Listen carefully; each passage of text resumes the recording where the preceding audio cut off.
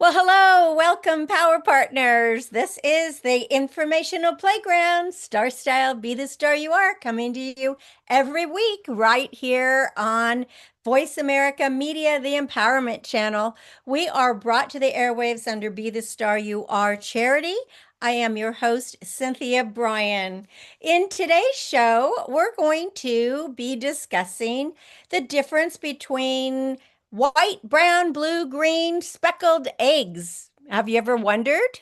I have been raising chickens since I was 8 years old, and I don't even need to decorate eggs for Easter because I have all these different um, uh, varieties of chickens, and they would lay different eggs. But people are always asking me what are the best ones. So I'm going to give you some info on that. And the in segment two, if you this summer or even now have been out nature hiking or gardening or even playing in the grass, um, do you ever feel like you have flu seasons? We have to be so careful because ticks are everywhere. Lyme disease is debilitating, and if it's not diagnosed quickly. And also, I'm hoping I'll get some time to talk about the most deadly animal or insect, I suppose, the most deadly creature, I should say, in the world, and that's the mosquito, because it is now, it used to be mosquitoes were just kind of a summertime nuisance, and but now they're year round. So stay with me for all the segments, and you're going to get some good information. The Miracle Moment is brought to you by Be the Star You Are charity. Visit bethestaryouare.org. It's getting towards the end of the year, so it's a really good time to think about making those end of year donations. And you can do that, bethestaryouare.org, totally tax deductible. This is from Bashar. What seems to be a dead end may be an arrow pointing you in an unexpected direction. So I always think about a quote like that as if, we shouldn't even look at the outcome, just enjoy the journey. Because so often I know in my life, those detours have really turned into successful playing fields, and you might want to experience that as well. Okay, so let's get to some eggs. Yeah, I want to talk about the difference between brown, blue, white, green, speckled, and I'm going to talk about the health benefits because a lot of people like to choose the brown or type of eggs, and they just want a brand and they don't care about color. But some will like to have, a different hue when they buy a dozen. So, what does the difference of the outside of the egg mean to its contents? Well, as I said, I have been raising chickens and selling eggs. I was called the egg lady, the chicken lady, for my whole life. And I really love chickens because it was by selling eggs that I was able to save enough money to put myself through college. So I feel an in debt, very indebted to them, even though the chickens I have now are not the ones I had when I was a child because they don't live that long, obviously. But I want to just try to tell you the difference or lack of difference between the quality and nutrition of the eggs you buy. So, between brown and white eggs, or blue eggs or green eggs, what really is the difference? Just so you know, the color of the eggs really has to do with the breed of the chicken. So, usually, like white leghorns, they will lay white eggs, and they're very prolific layers. They can lay 320 eggs or so a year. Now, brown eggs, on the other hand, are usually laid by hens that have red or brown feathers. It's pretty rare to have a white chicken lay a brown egg. And brown eggs, they don't lay, the brown chickens don't lay as many as the white leghorns. Green and blue and speckled, there's all different kinds of breeds of chickens now that lay these, like Americana and Araucana lay these beautiful blue or green eggs, which I just love. And there's also a chicken called the Easter egger, and the eggs they lay look like Easter eggs, but You might have noticed if you go to the store, once in a while, you will find that they'll sell blue or green eggs in the store, but they're very expensive. The same with brown eggs versus the white eggs. Usually, no matter if you get, the medium or large white eggs, they're going to be less expensive than the brown eggs. And you might be wondering, oh, is that because brown eggs are better for you? That's not the way it is. The breeds that lay brown eggs are usually a larger type of hen. They consume more food and more energy, and that means they're more expensive for farmers to farm and produce. Also, most of those breeds lay less eggs than a breed that produces white eggs. So it is more expensive to raise them. I think that they're prettier. And for the most part, they're very, very, my hens are sweet. I have all different breeds, and they're sweeter than just the white leghorns. But the white leghorns are the ones that are, when you see the white eggs in the store, those are the ones that really lay a lot of eggs. And hens that lay brown eggs, those hens could be like 7 pounds or more, whereas a white leghorn might be only 3 or 4 pounds. Now, if you're asking about what color are they healthier? Are brown eggs healthier than white eggs? Are green eggs healthier than brown eggs, etc.?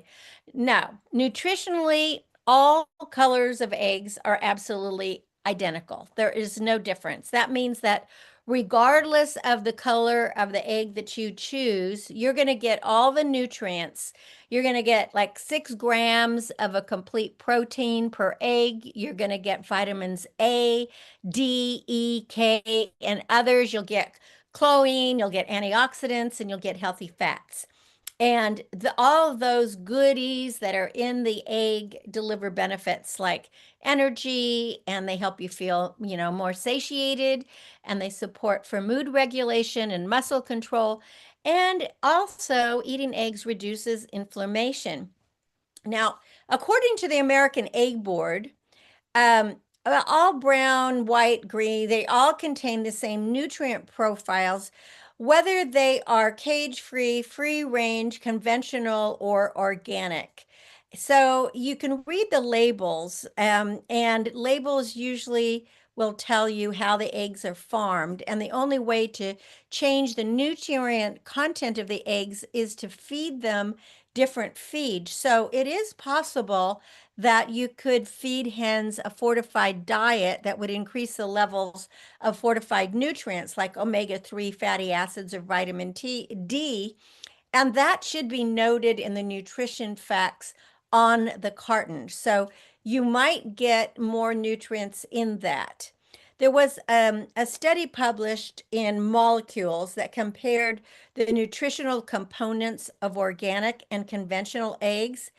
And what it found is that organic eggs have higher levels of nutrients, especially needed for infant and child growth and development. And it also found that conventional eggs would have some more benefits, maybe for fat metabolism and to reduce cholesterol. Now, but both, all the eggs will contain cholesterol, but ultimately, both have plenty of nutrients.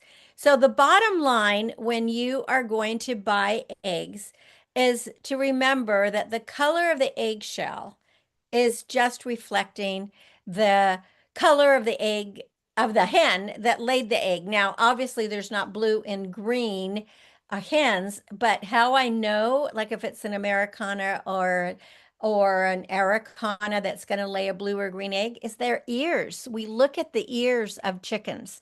And if their ears are that bluish greenish, they're going to have that color egg. So that's a fun way, and a kind of a little known fact that the ears are going to determine the color of the eggs. So just because brown eggs are more expensive than white eggs does not mean that they're better for you.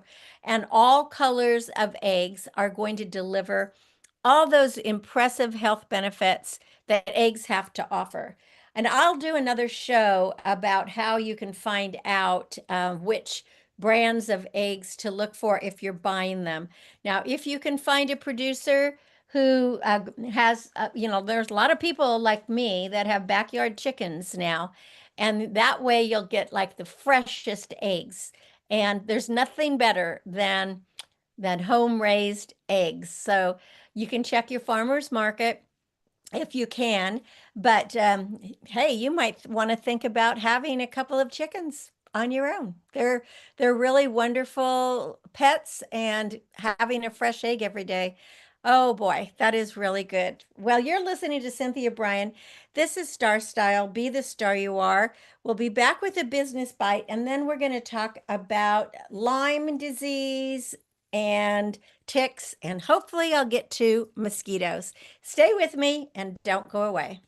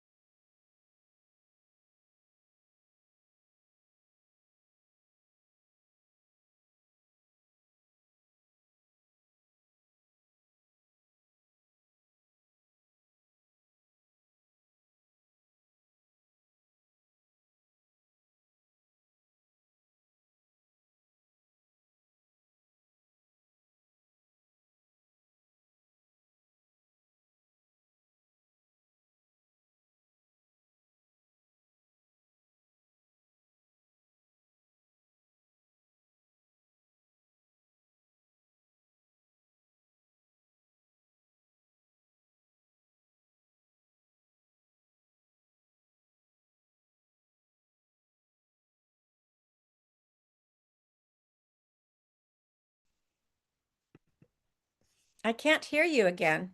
You're muted.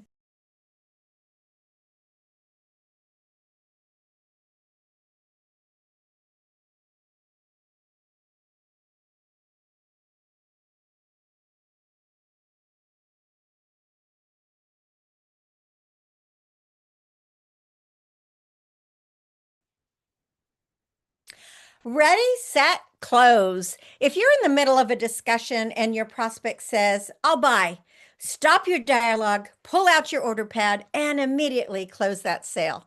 How can you mentally prepare to close the sale at any time? Here are a few ideas. Make your sales calls with the conviction that you're going to sell your product or your service. Now, even if your client or customer says that she is happy with the current supplier, perhaps ask if you might become an emergency supplier. That way, you're kind of inching your way in. Now, if your solution to their problem provides the client with what she needs, ask for the order and then expect the sale.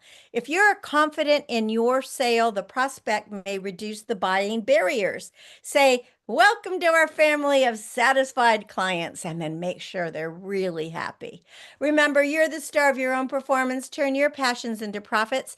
I'm Cynthia Brian with another business bite from Starstyle. For more information, visit cynthiabrian.com. That's Brian with an I.com. Well, okay, it's Cynthia Brian. I'm back. This is Star Style. Be the star you are. We are on the Voice America Media, the Empowerment Channel, and I am glad that you have stayed with me. Lyme disease, ticks. Why am I talking about it? Well, you know I'm a farm girl. I'm outside in the orchards, the gardens, the hills, the dales, the grass all the time. And every year I get bit by ticks. I've had 3 this year. I've had to have surgery to have ticks removed. Fortunately, I've never had Lyme disease, but I want to just tell you about them a little bit because nearly 500,000 people are diagnosed with Lyme disease every year, and for about 75% of them, the first sign is going to be a skin lesion that appears 1 to 4 weeks after being bitten by an infected deer tick.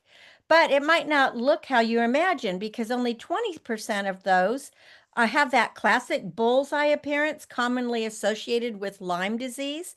Now, first of all, if you get bit by a tick, I think you're going to know it. What's happened for me is I have long hair, but when I'm outside, I put it up, I put a scarf over it, and I wear a hat. But in the days, or if I ever forget, somehow they like to go into my hair. And I don't get bit right away. What happens is I brush my hair, the tick falls down onto my neck, and all of a sudden I feel a prick. Or after I come in from being outside, I go to take a shower. And as I'm scrubbing, I will feel a bump. And then I look in the mirror, I see a little black spot. I know it's a tick. Because it feels like a piece of gravel, but you can't get it off because it's already gone into your skin. So you want to get it out immediately. You do not want to wait. Evidently, according to what doctors have told me, if you can get the tick out of your body within 24 hours, you probably will not get any kind of disease from it. But after that, you could get sick. Now, early symptoms of Lyme mimic what you might think of as the flu. I mean, you might get fever, chills, muscle aches, you get swollen lymph glands, and within the first 5 to 10 days of Lyme disease infection, most people will experience these kind of just relatively ordinary symptoms. So they don't, if you never found the tick, you don't really know you even had it. But if you get promptly diagnosed and treated for Lyme, which generally means 2 to 3 weeks of an antibiotic, doxycycline, then usually you're going to be fine. But for about 10% of people, they don't get diagnosed or treated, immediately. And then that disease triggers lingering serious symptoms. I had a photographer when I was in my modeling days that I worked with who was a big hiker, got bit, got Lyme disease, didn't know she had it. It completely debilitated her, where she couldn't even pick up a camera. It was really, really horribly sad. So, researchers aren't really sure what causes this chronic Lyme disease, but they speculate it could be a result of factors like persistent bacteria or a genetic predisposition. So when someone has it, there's almost nothing that Lyme disease can't do to destroy your body. And the complex symptoms often really stump doctors. But, once I always feel if I'm feeling weird, that's like the first thing I say to my doctor, could it be Lyme disease? So you want to always be checked. So, but here's a few of the surprising symptoms that Lyme disease can cause, especially as it progresses. So you can get brain fog. And this is very debilitating because it is probably caused by the Lyme-induced inflammation in the central nervous system. And there's a lot of different brain effects. You could have difficulty focusing, difficulty thinking, reading, or even remembering information. And it can be extremely disruptive to your life. And Lyme disease can also cause persistent fatigue where you think you might have even something else because you're so tired. And even when it's diagnosed and treated early, in one study, people with history of Lyme were 8 to 15 times as likely to report moderate to severe fatigue as those who had never had the disease. Another one that people don't ever think about is eye problems. And now, in the early stages of Lyme disease, people sometimes experience eye irritation and conjunctivitis. So, but as the condition progresses, you can get actually some cranial nerve inflammation, and this can cause double vision. That's kind of really scary. And the scientists say that Lyme can also cause sudden vision loss and it can damage the optic nerve. And it can also possibly cause the blurry vision. It can make eye floaters, tearing, extremely sensitivity to light, and inflammation of the retina. I think you're probably seeing why you don't want to get Lyme disease and you want to be really careful about ticks. There are 12 nerves called the cranial nerves that originate in the brain, and they play a really important role in sensing and moving different parts of the head, the face, the neck, and our torso. Now, Lyme disease can affect those nerves, and it can trigger something called Bell's palsy, which causes a sudden weakness or paralysis on one side of the face. And it's especially common in adults and typically appears like several weeks to even months after you get infected by that tick bite. So I think you're seeing it. You really want to spray yourself with DEET if you're going out. You want to cover your head and your arms, wear long clothing, and take a shower and wash your clothes when you come in. Now, Lyme disease can also cause heart problems. In 1 out of 100 patients, Lyme bacteria enters the heart, the tissues of the heart, and that causes a Lyme, what is it called? I think it's called cardita. Yeah, that's what it's called. And this kind of heart inflammation can lead to lightheadedness, to fainting, to a shortness of breath, to heart palpitations, and to chest pains. And in some cases, people can develop a blockage in their heart, and that can really be prevent electrical signals from moving from the upper to the lower chambers of the heart. This is a very scary, scary thing. And then, oh, another thing that it causes, arthritis. Who would have thought that? But it does. And it's the most common way that Lyme disease presents in children. I mean, even whatever, even little kids, they show up in the emergency rooms and they have like this really stiffness and this pain. And sometimes they also have a limp or they're unable to put weight on their leg. And many of the kids are experiencing arthritis caused by a tick bite. And that might get, and it could get worse, obviously. So kids typically get better once they start a 4-week regimen of doxycycline. But you just want to be so careful with these tick bites.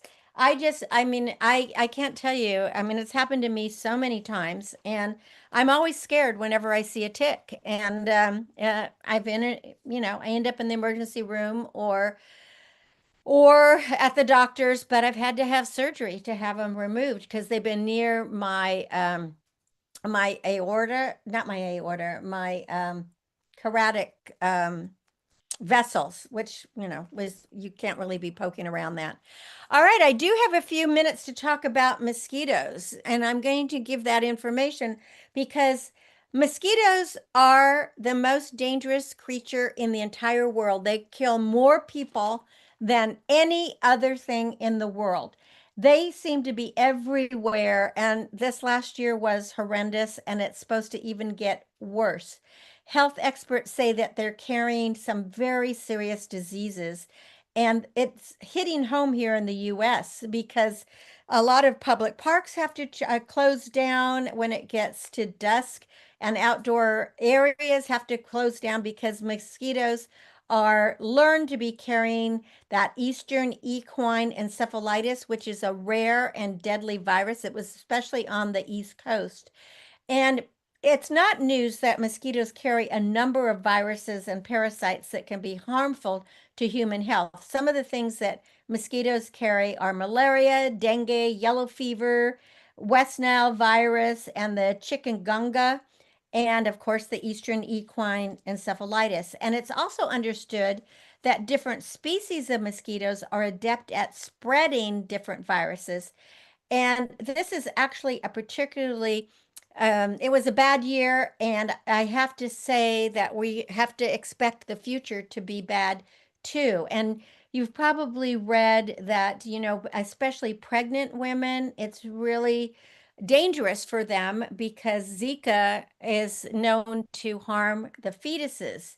Now, the variety primarily responsible for spreading that Eastern equine encephalitis, it draws the most attention because it's so dangerous and it's potentially deadly disease.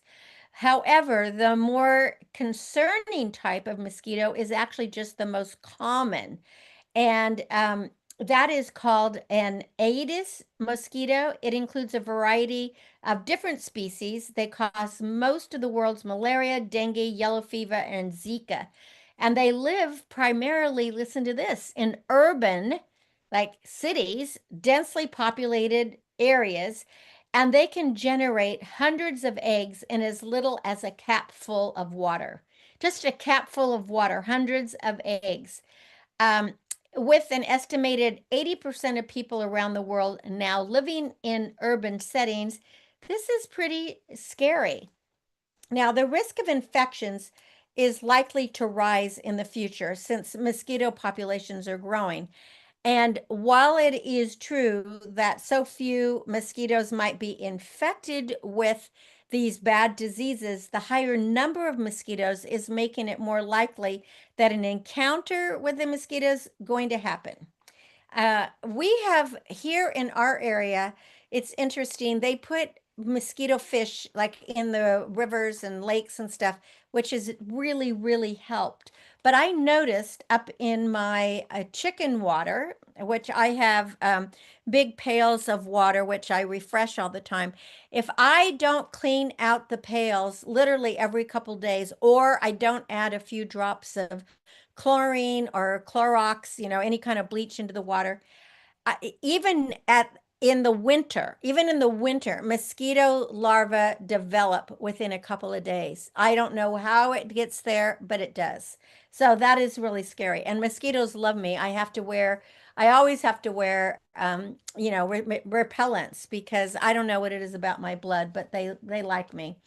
Now, mosquito populations are really climate and habitat driven. And it makes it easier for mosquitoes to survive in more parts of the world and they last longer.